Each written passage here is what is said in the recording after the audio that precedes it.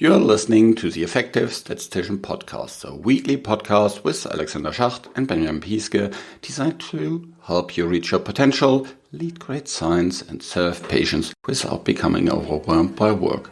Wait a minute, weekly? This is the second episode. Yes, at the moment you get a couple of bonus episodes, because there's some really nice nuggets in the earlier episodes that I really want to bring closer to you. So today we talk about success starts in your head. Thoughts about the mindset of a successful statistician. So stay tuned for that. And by the way, there's a lot about leadership in this episode. And in terms of leadership, I have something for you. Currently, we have the Effective Statistician Leadership Program open for you. We designed this program for statisticians and data scientists to strengthen your leadership skills so you can maximize your impact at work even if you don't have direct reports. So this is not just for administrative leaders. This program is a modular program of self-learning parts and moderated small group discussions, and it helps statisticians and data scientists at all levels. It especially takes into account your need of statisticians in healthcare. It aims at all levels of statisticians, both junior and more experienced ones. I'd recommend you have at least, let's say, 1 to 2 years of experience in the industry, and then it would be really good for you. We have over 300 statisticians and data scientists that went through the program and had lots of success with it already. So head over to theeffectivestatistician.com and learn more about it. I'm sure it will be interesting for you. And now some music. I'm producing this podcast in association with PSI, community dedicated to leading and promoting the use of statistics within the healthcare industry for the benefit of patients. Join PSI today to further develop your statistical capabilities with access to the ever-growing video-on-demand content library, free registration to all the different PSI webinars, and much more. Head over to psiweb.org to learn more about PSI activities and become a member of this awesome community today.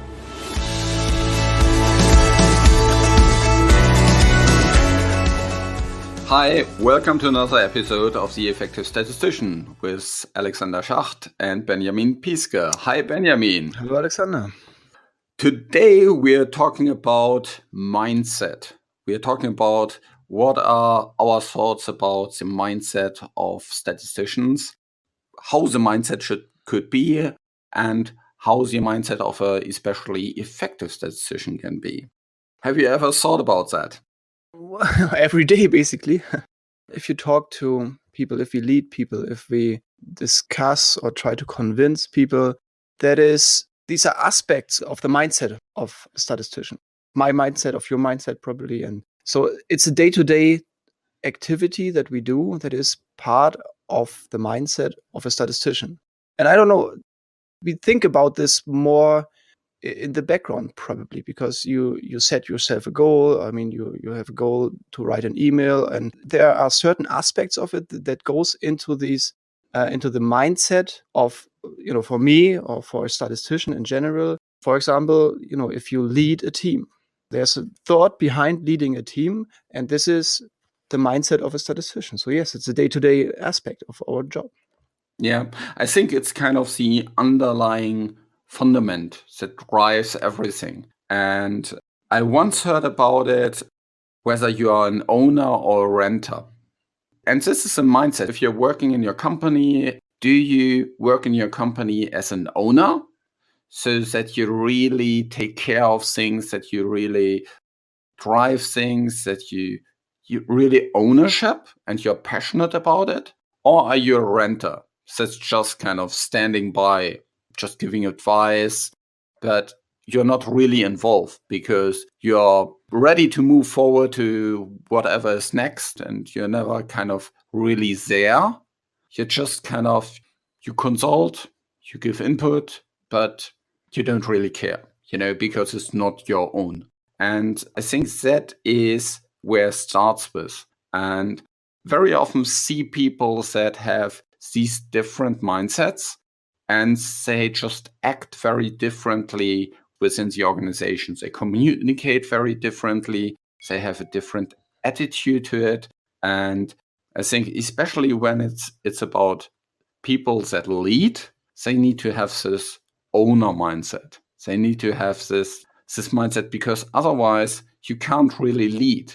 I agree. So basically, by what you're saying is that should then be the mindset of every statistician, because I think we discussed this in previous episodes, and that the mindset of a statistician should be to lead something forward. I mean, to lead a team, to lead people, to lead partners. And I think that is also very important if you want to convince business partners. So if you're just a renter, you might just say, I give my advice. And if they don't listen, well, they don't listen. It's not my project. It's their fault, yeah. Yeah. But if you are an owner, a leader, then you want to convince things. You want to sell your ideas that it really gets implemented, and because you're convinced of what you have to contribute. I fully agree. I think this is one of the how do you identify somebody, with the mindset or with the mindset of a statistician, is that they try to convince, not only to give input. I mean, so here's my inputs and please, do whatever you would like to do with it, but really to convince that the ideas and behind the input is the right one. No, absolutely. I think it's sometimes we, as a function, we are maybe, too shy to give our input and to stand for these kind of things, and, put a stake into the ground and say, okay, this is what is right, and this is what we should be doing.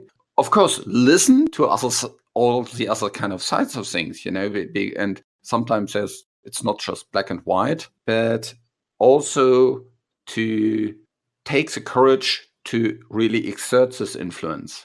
Yeah, I think this is also part of of the experience that statisticians have or will gain in the future. Junior statisticians are often more in the position of being a little bit afraid, let's say, of important titles of other business people, their business partners, or so they are rather shy, and even if they have good ideas, they are not experienced enough, or they think they are not experienced enough to communicate this correctly. So I think this is really something. Also, when I look back in my career, that this is a learning curve. So first of all, I made the best calls in meetings at a time when I didn't even know who I was talking to. Yeah, because in the beginning, if you talk to let's say vice president or whatever, you kind of who am I talking to? Who is that? And better don't say anything wrong. So, but really, if you don't care about titles, and if you really give the idea and try to convince people, regardless what their title is, let's say, or who they are, or what positions they are from, this the best way of moving forward. That's what my experience was, at least. Yeah, completely agree. And then you also need to understand your value and the values that you bring. And if you understand that and you can explain this value, then you can also sell it. And here, selling is very often kind of has a very negative connotation to it. But for me, it means helping the other person to understand how this is helping her, or this is helping him in moving forward, or how this is helping for the whole project to move forward. So this for me is selling. I think selling is an excellent point, but again, coming with the experience of a statistician, because interacting with other departments or with other groups, it's also key to then understand what the positive impact of your input would be for others. So I mean, you can't talk about selling, or you can't sell your goals to, let's say, somebody from a different department without knowing what their goals are, or what, how your decision or how your input impacts their part on the project, positively impacts it. So this is really also feeding back to other episodes that we had, is interacting with other departments. So this is something that goes along with talking and understanding other departments like programming, medical writing, and really selling the value of your input. Yeah, I think there's another mindset topic, and that is this continuous learning idea, that you're always wanting to learn more about the business, about the people around in your business, about the processes, the greater business environment, but not just maybe your company or your vendor, but beyond that, in terms of the therapeutic area, the regulation you're working towards.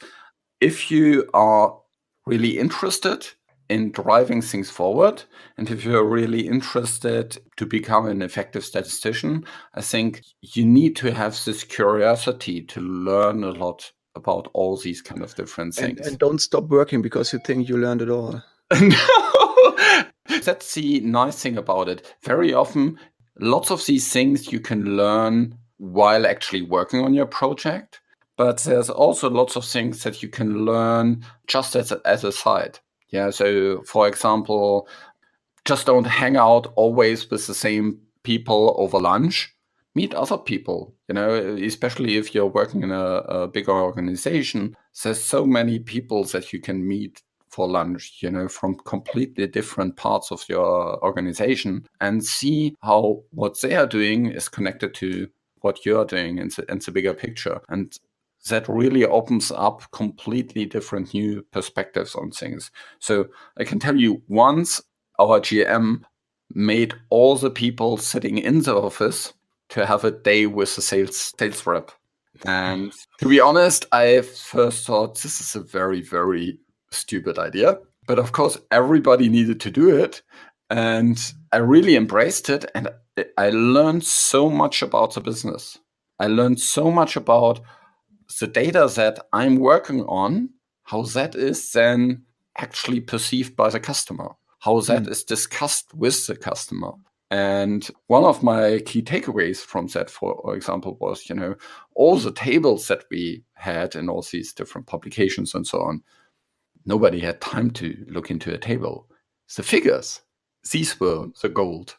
So from that moment, I always spent much more time crafting the figures much more carefully, because I knew the key part of the stories that will be used all over the world. This is you could find with everyone you are going out for lunch or for a date, follow as a shadowing, as we would say, for a day. I think this is actually a good idea to have it, even though you didn't like it, or in the beginning at least. So no, I fully agree. Getting more into the day-to-day life of a colleague, whatever direction, whatever side of the floor, department. So it's a really good idea. Unfortunately, I haven't had the chance yet to do it. It's just that you try to interact with the people as much as you can on the project side and on other, for business development side, and really get to understand what the side or the understanding, the view of these people is. That's extremely important, I agree. Yeah, I think it's also very important to help understand what's your values that you're bringing. And sometimes also helps you to understand how you can overall improve the business. So this is actually another kind of mindset, having this continuous desire to overall improve things and to overall help the business. Not just in your little area, but how can you do things maybe in a different way that other areas can benefit as well. So one example, for example, is you may deliver always tables to the different affiliates for their HTA submissions. And do you know how they use them exactly? So I found out, that sometimes they take them and then they need to manually enter the numbers into their local language tables. So because we sent them English tables with English titles and everything, and kind of our standard ones, but they need to have them maybe, in French or in German or whatever. And wouldn't it be much more better if they get the data in such a form that they can more or less copy and paste it into their dossiers? So it makes sense. I agree. But for that, you need to look much more outside of your areas that you're working on and to gain these insights. And you need to have this curiosity. That's really important. Just reflecting what we just said, is it sounds probably quite terrifying what we're saying, because we basically talk the whole today just about things to do outside your actual work, what you're actually working on. So that's a really tricky piece. I mean, just to reiterate, this is a learning process. Yeah. This is a long way to go. And primarily the statistician is responsible for the statistical tasks, whatever and what direction this is now really going, depending on where you're working and what your tasks are. And this is just really to re-emphasize that the mindset should go in the direction what we described, to kind of just look over the fence, to really go outside to your day-to-day work and really try to make yourself impactful for others, and for understand your impact for for other people and other departments, other studies, or even writers. Yeah, not just a tick the box exercise, Absolutely. And I think that this can't be for these mindset things. I find that so interesting. I was once had a one-to-one with one of our most senior statistical experts in the company, and he was probably around 60 already at that time, had 30 years in the industry experience, or maybe more. And he asked me all kind of different questions. And I found that so interesting. I thought, well, I'm the junior person, I should ask the question. But then I realized this is what makes him so successful. He is so curious. He's so willing to learn and still asking questions all the time to improve himself, to get additional perspectives on things. And this questionings, I found that's really fascinating. Of course, it makes you really humble. You're not I know it all. And I think that is also very likable. So I think helps in that regard as well. It sounds kind of a situation like a teacher-student situation, where the teacher is asking all kinds of questions to kind of squeeze out the knowledge. Yeah, but not really in that sense. Yeah, it was not teacher to student. I know what you mean. Looking back, I think for what I find, I mean, I'm not 60 years old yet, but still, what I find sometimes different is really understand outside the statistics area, really to understand people that are, following trends in different ways, where you think, oh, it's the youth from today. So I think this is something where people really kind of block usually away and say, okay, that's not for me. I didn't do it, or I never did it, and I won't do it using Facebook, whatever. So things where you say, okay, but otherwise people are curious. They're not just stopping, and they try to adapt to it and find out and what other people think, and what other environment, what other departments think about, what other statisticians, junior statisticians think about, what their approach is. Maybe it changed, who knows? And maybe there's something new. They brought something interesting, or new topics from the university in the direction that somebody's interested. So that's why asking questions, I mean, getting to know your colleagues, getting to know other colleagues, statisticians or programmers, other people, and asking questions. Absolutely. It's the best way to move forward, understanding other. Yeah, because I think that points to the next topic of the mindset, is to always strive to be innovative, to not for just the sake of applying the latest statistical technologies, but to innovate in order to make the products of your company better, in order to make the services of your company better. That's where I think the innovation is. And this innovation might come from all kind of different places. And if you're kind of working always within your little bubble, well, you're probably not really inventing lots of stuff. This probably comes together also with optimization then for the parts that you are doing. So, yeah. I mean, if you talk about delivery, or if presenting results, then getting the experience means also that you then optimize what you present. So it's an optimization. Another point that I noted down for the episode today is to really think big and think in longer terms. So I think we are very often caught in our day-to-day activities, and we maybe have a yearly goal that we discuss with our supervisors. Very often then overestimate what we can actually achieve in this year, and it passes by so fast. But I think thinking back is especially important in longer terms, in terms of, what can you achieve in the next 5 to 10 years? And there's a quote actually by Bill Gates that most people overestimate what they can do in 1 year and underestimate what they can do in 10 years.